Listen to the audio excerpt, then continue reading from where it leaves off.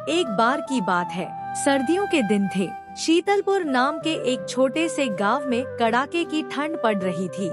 ठंडी हवा इतनी तेज चल रही थी कि लोग घरों में दुबके बैठे थे।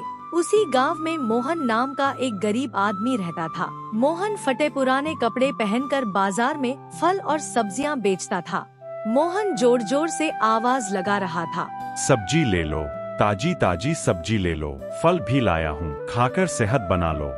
लेकिन उस भयानक ठंड में बाजार में बहुत कम लोग थे। तभी एक आदमी वहाँ आया और मोहन से बोला, भाई, इतनी ठंड में तुम ये फटे कपड़े पहनकर काम कर रहे हो, तुम्हें ठंड नहीं लगती? मोहन मुस्कुराकर बोला, ठंड तो बहुत लगती है साहब, लेकिन अगर काम नहीं करूँगा तो अपने परिवार को क्या खिलाऊंगा। यह सुनकर वह आदमी भावुक हो गया। उसने मोहन से कुछ सब्जियां खरीदी और उसे थोड़े ज्यादा पैसे देकर चला गया। शाम को जब मोहन घर पहुंचा तो उसकी पत्नी सीता बोली, आज घर में आटा भी खत्म हो गया है, कुछ पैसे है क्या?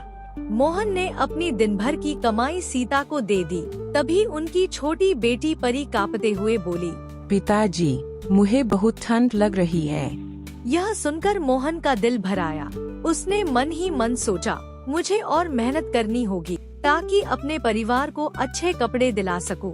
कुछ दिन बाद मोहन काम से घर लौट रहा था। रास्ते में उसे एक बूढ़ी अम्मा दिखाई दी। उनके पास लकड़ियों का भारी गट्ठर था, लेकिन वह उसे उठा नहीं पा रही थी। मोहन तुरंत उनके पास गया और बोला, अम्मा, आप कहें तो मैं आपकी मदद कर दूं। बूढ़ी अम्मा बोली, बेटा, अगर तुम ये लकड़ियाँ मेरी झोपड़ी तक पहुँचा दो तो बड़ी मेहरबानी होगी।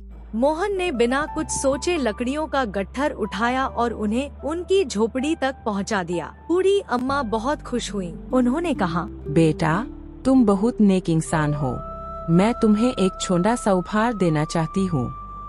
यह कहकर उन्होंने मोहन को सोने का कड़ा दे दिया। मोहन ने उस कड़े को बेचकर फल और सब्जियों की अपनी दुकान खोल ली। धीरे धीरे उसकी जिंदगी बदल गई और वह अपने परिवार के साथ खुशहाल जीवन जीने लगा।